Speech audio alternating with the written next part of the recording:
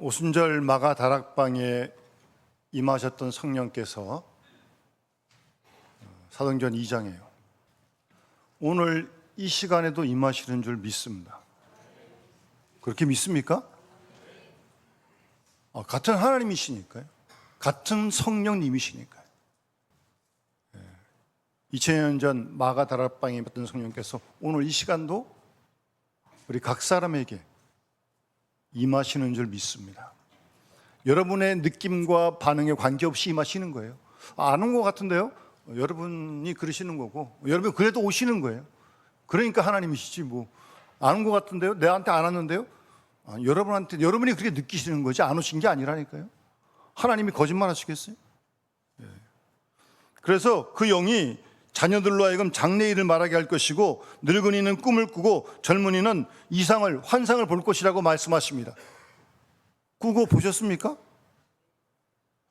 대답이 현저히 떨어지네요. 잘 안 보이시고 환상이 왜 그럴까요? 같은 성령이 임하시는데 왜 그때는 그랬는데 지금은 안 그러는 거예요? 곰곰이 원인을 잘 생각해 보시기 바랍니다. 절대 그냥 지나가지 마세요. 이렇게 된 걸 그냥 뭐 당연시하지 마세요. 그건 아니에요. 왜 안 그럴까? 원인을 찾아야죠. 우리가 세상에 이런 문제가 생기면 열심히 풀어가는데, 신앙의 문제는 문제가 생기면 열심히 안 풀어도 되는 거예요? 더 열심히 풀어야 되는 거 아니에요? 당장 무슨 일 없다고 그냥 놔두면 됩니까? 아니에요. 놔두면 더 풀기 어려워집니다. 두고 보세요. 빨리빨리 해결하셔야 돼요. 어쨌든 하나님의 영 성령은 오늘도 이 자리에 우리 모두와 한 분 한 분과 영상으로 예배드리는 분들까지 임하시는 줄 믿습니다. 살아계신 하나님이십니다. 성령이 살아계신 하나님이세요. 우리의 반응과 관계없습니다. 우리의 반응은, 우리의 생각은, 우리의 느낌일 뿐이고 거기에 관계없습니다. 관계없이 하나님의 영 성령은 지금도 역사하신 줄 믿습니다.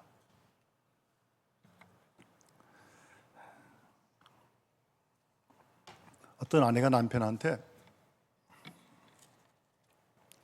여보, 쌀도 없고 기름도 없고 반찬도 없고 김치도 없고 자꾸 없는 것만 얘기하고 있는 거예요. 그 듣는 남편이 기분이 좋겠어요? 안 좋죠. 그래서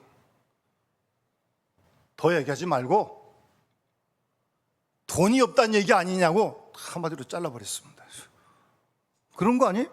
돈이 없으니까 쌀도 없고, 돈이 없으니까 기름도 없고, 돈이 없으니까 뭐 고기 반찬도 없고 김치도 없고, 돈만 있으면 다 사는 거 아니에요? 그렇습니까? 안 그렇습니까? 돈만 있으면 다 살 수 있어요. 돈이 없는 거예요, 돈이. 그러니까 뭐 없다 다 돈이 없다는 소리. 여러분, 우리 신앙생활에 여러 가지 많은 어려움들이 있습니다. 문제가 있습니다.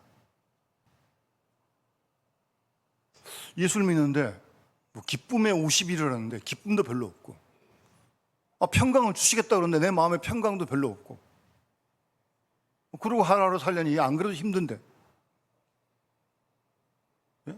거기다가 안팎의 시험들은 계속 오죠. 믿음을 흔들어 놓죠. 여러분, 이러고 그냥 계속 신앙생활 하실 거예요, 그대로? 왜 그러는 거예요? 원인이 어디 있는 거예요?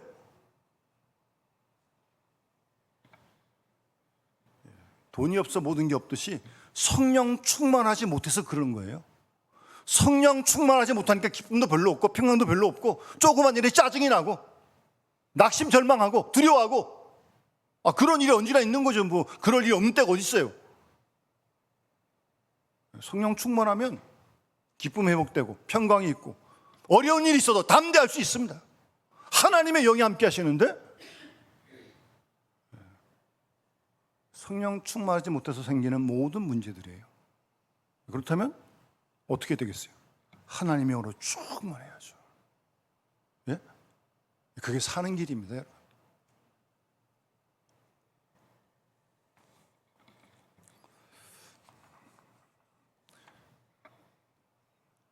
여러분, 그 핸드폰 기능 다 아세요? 여러분 그 하나 들고 독도에 가더라도 전 세계랑 다 통화할 수 있습니다. 뭐 통화만 아니라 모든 걸 뭐. 근데 사람에 따라 쓰는 용도가 아주 제한적인 사람이 있습니다. 뭐 그 중에 저도 한 사람입니다. 저도 몇 가지 기능 외에는 뭐 필요 없어서 저는 소용이 없습니다. 안 씁니다. 전화하고 문자 좀 보내고 카톡 좀 보고 뭐 가끔 뉴스 보고 뭐 그거밖에 안 합니다. 그러다가 최근에 제가 놀라운 하나 기능을 발견했어요. 예전에 어디 가려면 모르는 데 가려면 뭐 어디 병원 이렇게 쳐야 되잖아요. 근데 언제 한번 그 네이버를 딱 들어가니까 무슨 마이크 같은 게 있어요. 이게 뭐지? 탁 눌러보니까 어디로 갈까요? 딱 그러는 거예요. 깜짝 놀랐어요. 저는 저한테 물어보는 거예요. 기계가. 그래서 어디 병원으로 가자고 딱 그랬더니 이걸로 다 이렇게 안 눌러도 딱 그게 지도가 나오더라고요. 제가 그걸 안 지가 불과 얼마 되지를 않았어요. 이거 아무리 좋은 기능이 있으면 뭐예요? 내가 그 기능 모르고 쓰지 않으면 모르는 거죠. 뭐 없는 거하고 똑같은 거라니까요. 아니 오늘 본문에도 주님께서 보혜사 성령을 우리에게 보내주시겠다고 약속하시는데 성령이 우리 안에 거하시고 영원토록 함께 하시겠다고 그러시는데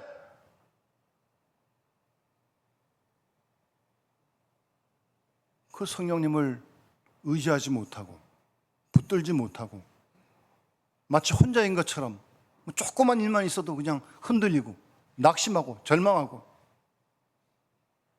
혹시 그렇게 신앙생활하고 있는 건 아닌지 한번 우리의 신앙을 잘 돌아보셔야 합니다.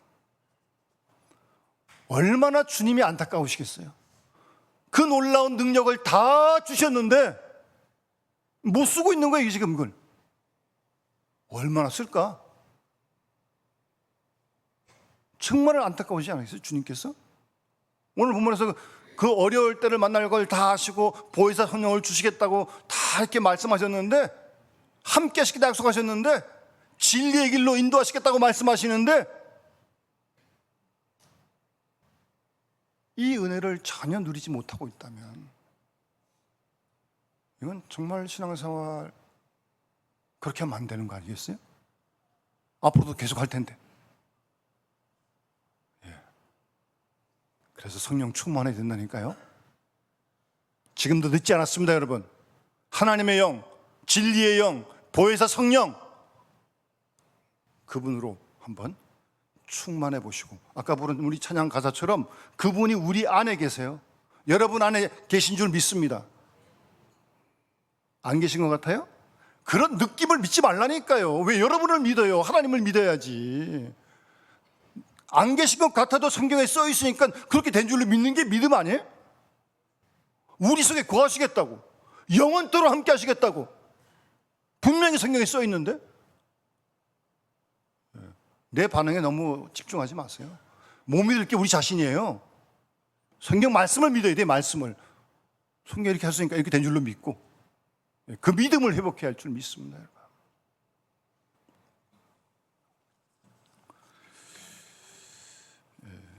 여러분 아십니다. 오늘 이 본문은 예수님께서 이제 십자가를 지시기 직전에 제자들에게 마지막으로 지금 고별 설교하시는 거예요. 이 설교 후에 주님 곧 십자가 지십니다. 돌아가십니다.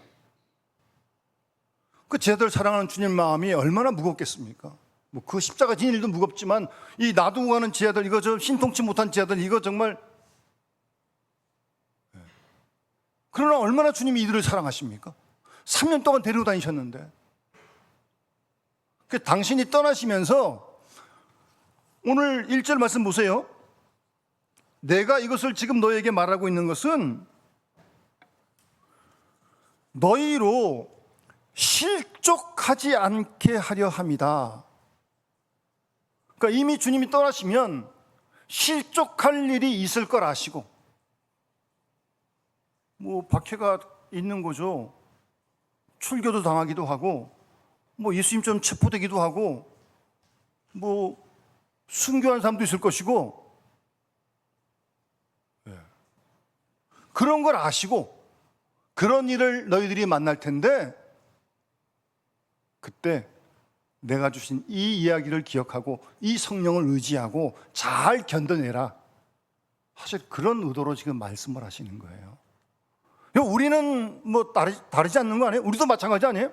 우리가 신앙생활하는 일에 실족할 일이 얼마나 많습니까? 예? 잘 믿던 사람이 넘어지기도 하고, 시험에 넘어지기도 하고, 심지어는 교회를 떠나는 일도 있고, 떠나는 것도 안타까운데 이단으로 빠진 사람도 있어. 또 그렇게 열심히 믿던 사람이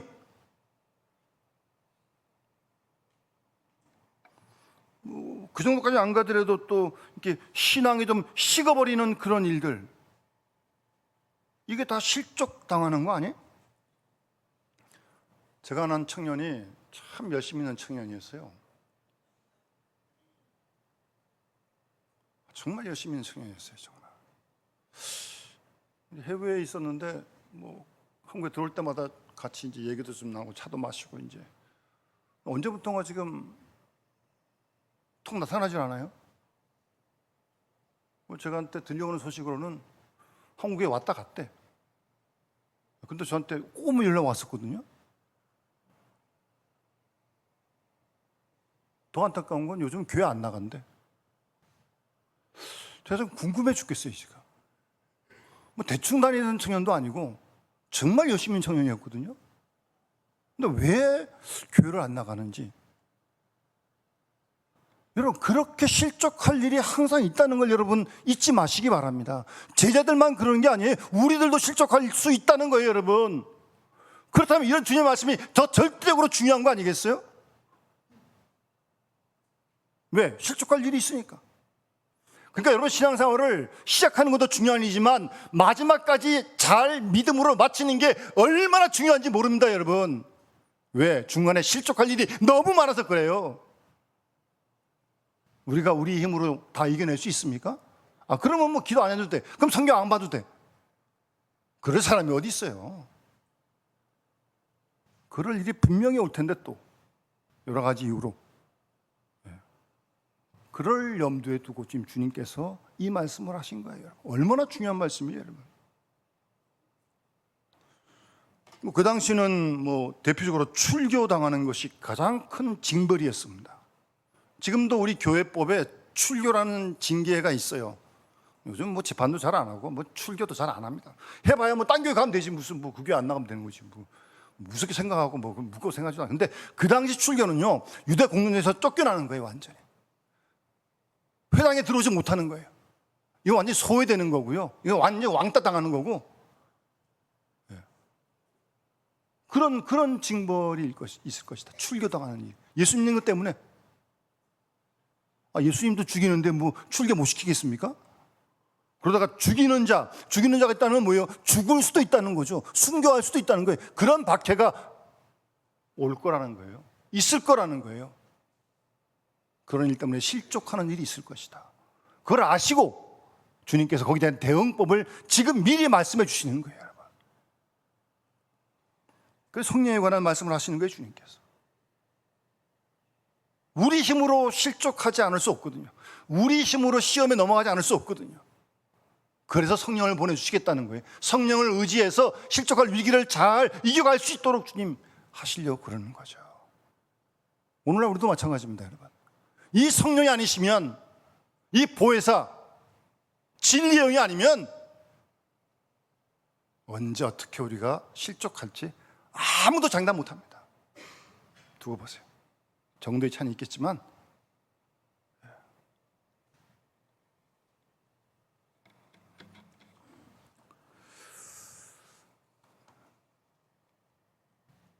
그러면 주님께서 조금 내려가시면 본문에 보시면 5절 말씀에 지금 내가 나 보내신 이에게로 하나님께로 가는데 너희 중에 왜 나보고 어디로 가는지 묻는 자가 없느냐. 그 앞에 14장 거기 가보면 도마도 베드로도 주여 어디로 가시니까 그렇게 물은 적은 있어요. 그런데 여기서 왜 묻지 않냐는 말은 좀 더 관심을 갖고 주님이 지금 떠나시는데 좀 더 궁금해야 되는 거 아니에요? 왜 묻는 자가 없느냐, 자세하게. 그런 말씀을 하시는데요. 여러분 왜 사람들이 질문을 안 합니까? 뭐 다른 일에도 자기가 다 안다 그러면 묻지 않습니다. 다 알지도 못하면서 스스로 다 안다고 생각해요. 그래서 묻지 않습니다. 두 번째 묻지 않는 이유는 상대방을 무시하면 묻지 않습니다. 지가 뭔데 뭐 이러면서 모르는 건 모르는 거지, 무슨 뭐 모르는 게 뭐 창피한 거예요? 모르는 건 모르는 거지. 그런데 자기가 묻지 않아요. 상대방을 무시하니까. 대단히 교만한 겁니다. 이건 아주. 세 번째, 왜 질문을 하지 않느냐? 자기가 훨씬 상대방보다 중요하기 때문에 질문 안 합니다. 그러면 여러분 지금 제 아들 입장에서 보세요. 주님 십자가 돌아갔을 때 말씀하시는데 주님에 대한 관심 걱정 한 요만큼밖에 없어요. 나머지 관심은 다 자기들 때문에 걱정하는 거예요. 내가 3년 다 버리고 주님 따라다가 주님 돌아가시면 이게 도대체 뭐가 되는 거예요 도대체? 나 어떻게 하라는 거예요 도대체? 그걸 핍박을 당하는데, 어려움을 당하는데, 출교 당하는데 어디로 가서 피해야 되는지 자기 살궁리 하는 거예요. 자기 살궁리. 그래서 질문을 제대로 안 하는 거예요. 주님께. 자기가 예수님보다 훨씬 더 중요해. 자기 앞가림이 훨씬 더 중요하다는 말씀이에요. 여러분 우리의 신앙은 그렇지 않습니까 혹시? 그렇게 주님보다 자기가 중요하니까 신앙이 자라지 않고, 그러니까 자기보다 훨씬 더 중요하니까 주님보다 신앙이 변하지 않는 거예요. 절대 안 변합니다. 자기가 훨씬 더 중요한 거예요. 주님보다. 그런 신앙생활은 아닌지 잘 한번 우리 자신들을 돌아봐야 합니다.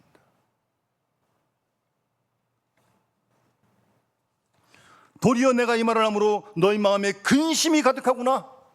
자기 살궁리만 하고 있는 거예요 지금. 주님 다 아시죠. 그러면서 7절 말씀 보시면 내가 실상을 말하는데 내가 떠나가는 게 너희에게 유익이다. 주님이 하신 말씀. 내가 떠나가지 아니하면 보혜사가 너희에게로 오시지 않는다. 주님이 첫 번째 말씀하시는 성령의 명칭은 보혜사입니다. 보혜사. 우리가 일반적으로 쓰는 단어는 아닌데 성경에는 뭐 나오는 단어죠. 14장에도 뭐 보혜사라는 단어가 나오는데요. 거기 보면 또 다른 보혜사를 보내주시겠다. 그런 말씀을 예수님께서 하십니다. 또 다른 보혜사. 16절에 14장에 이미 말씀하셨어요. 내가 아버지께 구하겠으니 그가 또 다른 보혜사를 너에게 주시겠다. 내가 떠나가면 보혜사가 너희에게로 오시겠다는 거예요. 성령께서. 또 다른 보혜사. 무슨 말이에요? 그러니까 주님께서 이 땅에 하신 모든 그 사역들이 사실은 보혜사 역할을 하셨다는 거죠. 근데 성령이 주님 떠나가시고 오시면, 성령이 오시면 성령이 또 다른 보혜사라고 그렇게 주님이 말씀하시는 거예요. 보혜사, 보혜사. 이 보혜사라고 하는 헬라의 단어의 뜻은요, 다른 사람에게 도움을 베풀도록 곁에 부름받은 자란 뜻입니다. 보혜사가요, 주님이 그러신 분 아니십니까? 성령이 그런 분이시라는 거예요. 여러분에게 도움을 베풀기 위해서 여러분 곁으로 부르심을 받은 사람이라는 거예요. 성령께서. 그 성령이 우리 안에 오시고 성령이 우리를 도우시기 위해 오셨다는 거예요. 여러분 그 성령님의 도우심을 늘 의지하십니까? 도우심을 간구하십니까? 그거 없어도 살 수 있어요?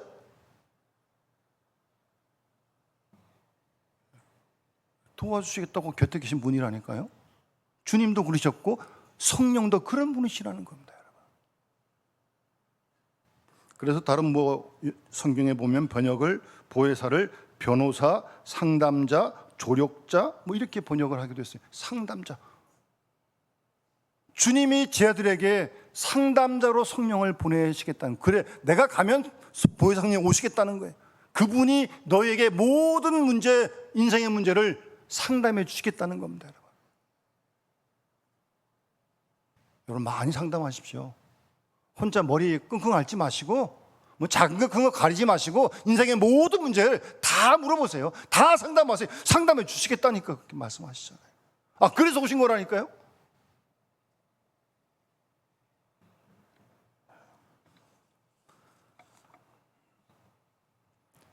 그리고 그분은 오늘 본문에도 성령은 진리의 영이다라고 말씀하고 있습니다. 오늘 13절에도 진리의 성령이 오시면, 보혜사 성령은 이 땅에 오셔서 우리 안에 거하시고 우리를 진리를 알게 하시고 진리를 행케 하시고, 성령께서요 진리를 깨우쳐 주십니다.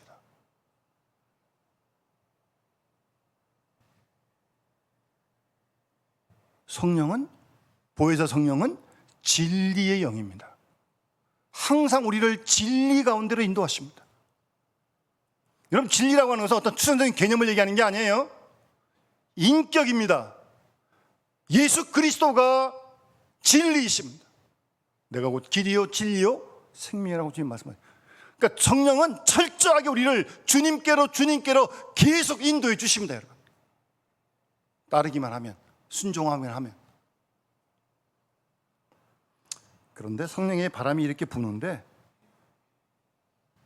우리가 그 감동을 자꾸 소멸을 해요. 순종하지 않아요. 그러니까 순종하지 않다 보니까 이게 아주 굳은 살이 배겨가지고 성령의 바람은 지금도 불고 있는데, 요한복음 3장 8절에 말씀하시잖아요. 바람이 임의로 불고 있어요. 지금 더 바람 불고 있는 거 아니에요? 눈에 보이지 않지만 성령의 바람 지금도 불고 있다니까요. 우리를 진리 가운데로 하나님 기뻐하신 일을 계속 우리에게 말씀해 주십니다.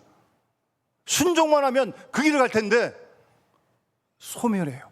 성령을 소멸합니다. 그래서 데살로니가전서 5장 19절에 성령을 소멸하지 말라고 말씀하십니다. 자꾸 소멸하니까 뭐 바람이 불어도, 성령 바람 불어도, 여러분 성령의 바람이 분다고 해서 여러분 계획을 짜지 말라는 게 아니에요. 계획 다 세우세요. 세우되 여러분 계획보다는 성령의 인도하심이 더 먼저인 걸 우리가 인정해요. 그게 믿음 아니에요?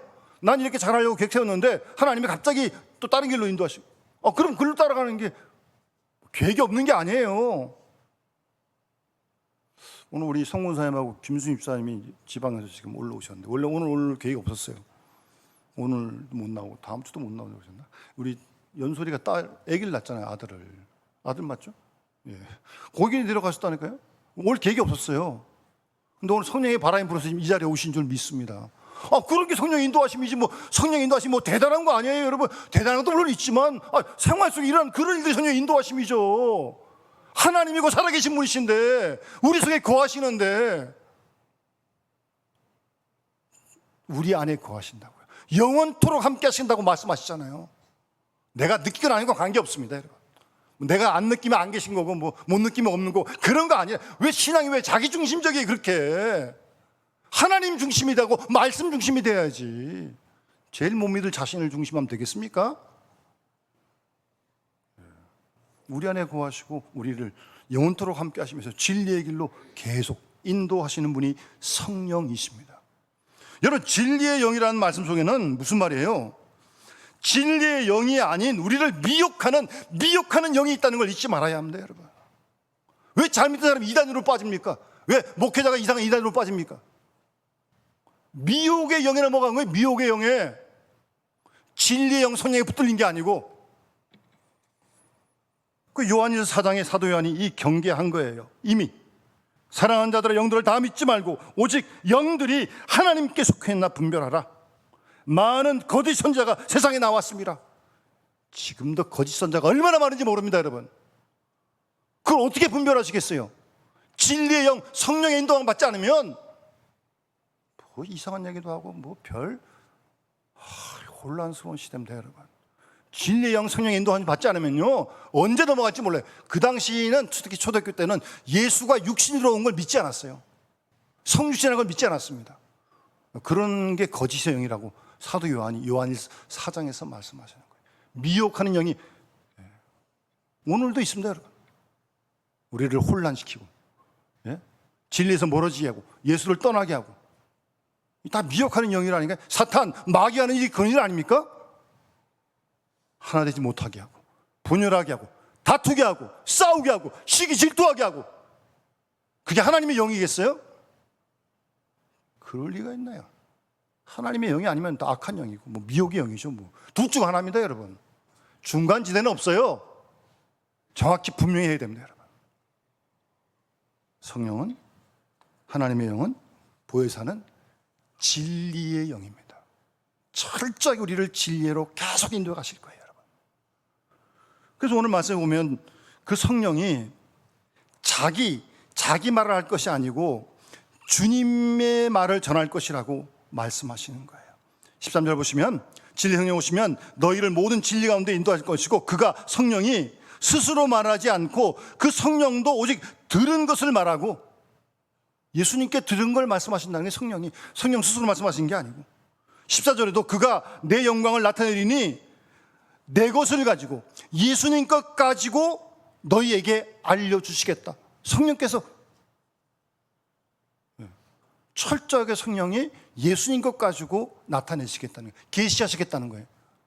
우리 이런 믿음을 갖고 성경을 읽고 진리의 영의 인도함을 기다리는 겁니다. 매 순간이 매 순간 그게 신앙생활입니다. 계속해서 15절에 아버지께 있는 것 다 내 것인데 내가 말하기를 그가 내 것 가지고 너에게 알리시겠다라고 말씀하십니다. 그러면서 오늘 본문에 보면 그 성령이 오셔서 8절 9절 죄와 의와 심판에 대해서 세상을 책망할 것이다 그렇게 말씀하십니다. 이게 참 어려운 본문인데 그러나 중요한 신학의 바탕이 되는 본문이기도 해요. 그 성령이 죄와 의와 심판에 대해서 세상을 책망할 것이다. 세상을 책망한다는 말이 뭐예요? 세상에서 잘못 알고 있는, 막연히 알고 있는 잘못된 것을 갖다가 심판하시겠다는 거예요. 내용은요? 죄와 의와 심판에 대해서. 여러분, 성령이 우리에게 오시지 않으면 내가 죄인이라는 걸 인정하지 못합니다. 성령이 우리 가운데 오시지 않으면 죄를 죄로 보지를 못해요. 그러니까 사람들, 아는 사람들은 그런 모르니까 다 죄가 어디, 내가 무슨 죄이냐 그러는 거죠. 그러나 성령께서 오시면 자기의 죄를 깨닫게 하시고 그 성령이 내가 죄인임을 고백해야 합니다. 그게 성령의 시작이에요. 성령의 사역이에요. 우리가 죄인 아닙니까, 여러분? 세례받을 때 제일 첫 질문이 뭐예요? 죄인이냐고 묻는. 죄인이니까 예수가 필요하고 죄인이니까 예수를 믿는 거지 죄인 아니면 예수 필요 없습니다. 죄인이니까 예수가 필요한 거죠. 절대적으로 필요한 거예요. 그 다음에 의에 대해서 책망하시는데 사람들은 자기가 다 의롭다고 생각을 합니다. 그러면서 내가 저 사람보다 더 의롭다고 아주 교만이 아주 충만해요. 그 의로우려고 더 노력을 해요, 자기가. 그러나 성령이 오시면 그런 자기가 쌓는 의, 율법을 지킴으로 얻으려고 하는 그런 의의가 잘못된 생각이고 의의는 하나님과의 관계 속에서 마치 뿌리에서부터 진흙이 올라와서 줄기로 가서 열매를 맺게 하듯이 하나님과의 관계 속에서 의로움을 덧입게 되는 것이라는 걸 성령이 깨닫게 해주시는 거죠. 그게 믿음으로 말미암는 의, 이신득의, 이신칭의. 나 스스로 의로울 수 없고요. 하나님의 의를 힘입어서 믿음으로만 의롭다함을 얻게 된다는 것을 깨닫게 해준다는 거예요. 여러분 아시는데 사도 바울이 예수 만나기 전에는 자기가 최고의 의인인 줄 알았어요. 예? 그랬잖아요. 그러나 보라시 예수를 만난 이후에 내가 죄인 중에 괴수입니다.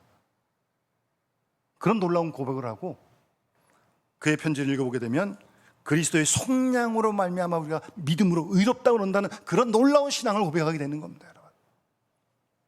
그리고 세상에 대해서 심판한다고 하신 말씀은 사실 지금 형식적으로 보면 예수님이 이제 십자가에 달리실 것이고 뭐 빌라도의 재판도 받고 산해된 공의의 어떤 재판도 받는데 형식적 보면 예수님이 피고죠, 피고. 빌라도가 심판자예요. 그러나 믿음의 눈으로 보게 되면 예수님이 심판자시고 그들이 피고라는 겁니다. 우리는 그걸 믿는 거 아니겠습니까? 그래서 예수 그리스도의 십자가의 사건이 창세기 3장 15절의 말씀이 이루어진 사건으로 믿는 거죠. 내가 너로 여자와 원수가 되게 하고 여자의 후손은 내 머리를 상하게 할 것이고 그는 너의 발꿈치를 상하게 할 것이다. 그 창세기 3장 15장 그 말씀이 이루어진 사건이 십자가와 부활 사건이라는 걸, 그래서 사도 바울은 로마서 8장 1, 2절에서 이런 말씀을 하고 있는 거죠.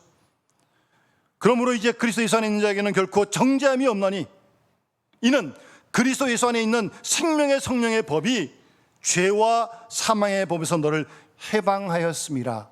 아멘. 이건 놀라운 선포라고요. 그리스도 예수 안에 있으면, 예수를 믿고 성령이 내 안에 거하시면 죄와 사망의 법에서 해방됐다는 말씀입니다. 죄의 올무, 죽음의 덫으로부터 우리가 자유함을 누리게 됐다는 말씀입니다. 여러분, 이거보다 더 기쁜 소식이 어디 있어요? 죄와 사망에서 건진받았는데, 예?